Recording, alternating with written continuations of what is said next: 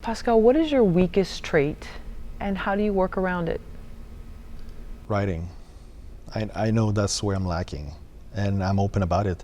But that's why I think it's important to have a lot of collaborator, because if you are open about knowing your weaknesses and strength, then you go find the right people who can help you. And I had a great 2, 3 people who were super blunt, like, yeah, that scene, that doesn't work. No, that's horrible. Delete that, rewrite that, or stuff like that. And but at the same time, I know if they are right or wrong. You know, it's not like a surprise. Oh my God, really? It's like, yeah, I know that's one has problem. Sometimes it's just hard. And again, go from writing from.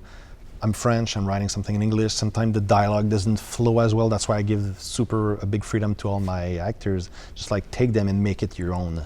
But you need, I think the biggest thing a director needs to have is openness about letting others come in and help you. Otherwise, if you just close everyone else, it's gonna make your work horrible. So I had for example, editing, I got a good friend that this guy is just good at editing. It's like, for him it's math. He's just, is right, this is tempo that doesn't work, that tempo doesn't work, switch this. For him, you see all those, it's like Tetris almost, you know. For him, it's just move this, it makes sense. And I see things that I didn't see, because sometimes when you're just too much, it's been 4 years, you're so focused, you don't see it. At one point, you lose it, you don't see clearly. So this guy really helped me for editing. Then I had someone else who helped me with writing the script. As I say, yeah, even the actress Jade Arlo, she helped me, she's in the film, and she helped me in the process to just, help me with some scenes to make it great. For example, her scene in all the film, I was like, look, this is the direction I want you to go, improv. And the whole, let's say, 80s, 90s scene in the film, everything was improv. So, because I trust her. It's not just like because I'm weak, no, it's like, I trust you, this is the direction I want you to go, I want you to talk about 80s, 90s, here's some guideline, Right. go for it. But yeah, you need to be able to have this open mind about people to make your project better. So yes, I work with few people, but I make sure that these few people can really help me. And it's going to be the same thing for the next one. I'm going to go get better help in some department to make it even better. Better sound design, better writing and stuff like that. To step it up. And that's the whole point. You need to evolve and need to be aware that every film is going to get better. Do you feel then that the 30 films that you did, the shorts, were, I mean, you said you're wasting your time. I know you just kind of threw that out as a comment, like throwaway comment sort of, but it sounds like that was actually beneficial, because then you got to a point where you knew what to let go of and what to let others help you with. Yeah, totally. And even in the short film, I think it's the best way to just practice in your writing, practice in your directing. And I've always said that if it's forced, it's not gonna come out good. And my 3 best short film was On the Horizon, Wild Blossom, and Something in the Way. And all those films was done in 3 hours. And it was written on the fly, and it worked. That was my best writing. Sometimes it's just work. When it's forced, and you feel that it's not working, then it means that something is not working. So you need to be aware of that, and just really try to get the help and see different point of view of people, why it doesn't work. And then after that, it's just going to be easier to see a clearer picture. Did you trust the people that you got the feedback from? I mean, these are people that you know well, because it sounds like after a while you kind of said, well, I believe in them, so I should probably... Yeah, and at the same time, everyone is going to have an opinion, so you have to filter a little bit, but those are close people that, for example, the guy who helped me editing, his name is Mark, and he's just, I know he's amazing on this. He's not great at other stuff, but for this, he was the best. And with me, you know, I'm sure later on I'm going to work with more professional people. I'm going to have whatever, you know, you step it up. But you deal with what you have around you and the people that you totally trust.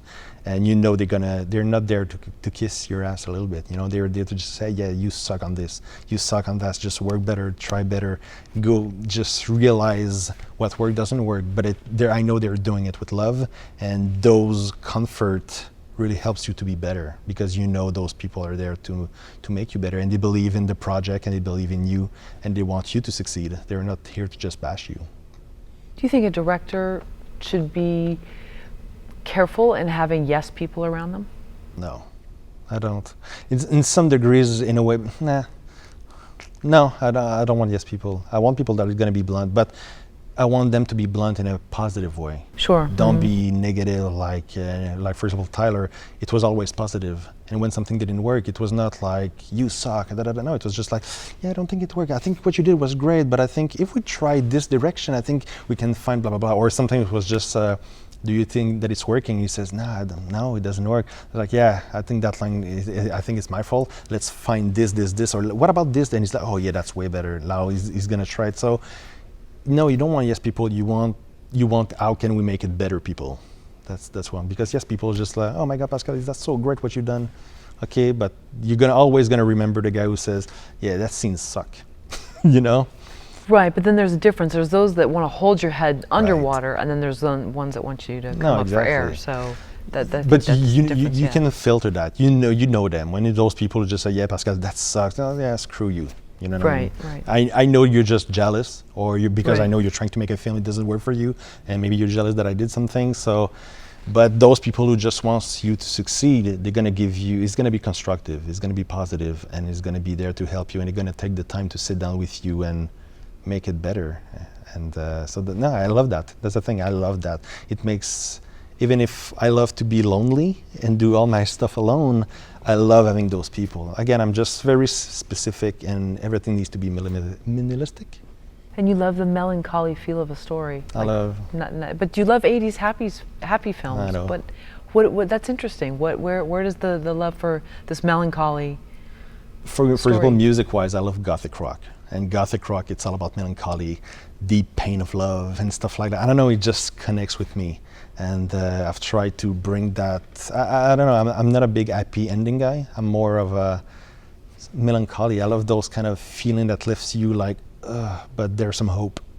And the short film was about that. It was about a big pain, but it was about a struggle, but now she's trying to lift a little bit and be stronger. The same thing for On the Horizon, the same thing for my short White Blossom. It was about people who just think about beauty, but it was just, the whole vibe is melancholic with the music, with the colors, with the editing, the slow pace and the beauty, and I don't know, it's just something that connects with me. And love was always the big discussion in my films, and that's something that because they always say write what you know, and love in relationship, that's what I've been kind of good at for the past. That's what I've been working with for the past 15 years. I've been dealing with so many relationships, love, hate, whatever, so many levels of relationships. So I'm pushing this into my film. Unrequited love. Exactly. Uh-huh.